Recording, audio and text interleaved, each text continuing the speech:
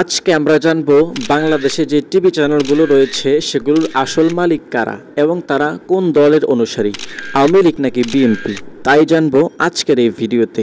চলুন কথা না বাড়িয়ে মূল ভিডিওটি শুরু করা যাক। Number 1, Jamuna TV. যমুনা টিভির বর্তমান মালিক হচ্ছেন সালমা ইসলাম, তিনি একজন ব্যবসায়ী। নম্বর 2, ইন্ডিপেন্ডেন্ট নিউজ। ইন্ডিপেন্ডেন্ট নিউজের মালিক হচ্ছেন সালমান এফ রহমান, তিনি একজন আওয়ামী লীগের অনুসারী। নম্বর 3, একাত্তর টিভি।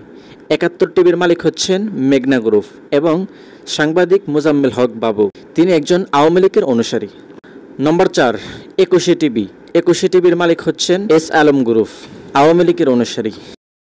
নম্বর 5, মাছরাঙ্গা টিভি।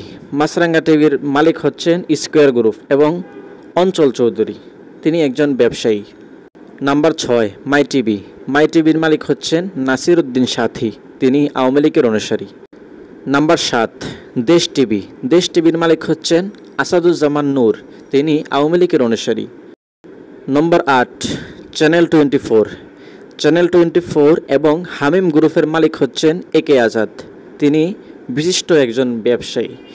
পরবর্তীতে আপনারা কোন চ্যানেলের মালিকের নাম জানতে চাচ্ছেন সেটি অবশ্যই কমেন্ট সেকশনে জানিয়ে দেবেন।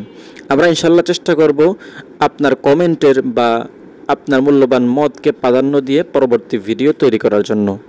আসসালামু আলাইকুম।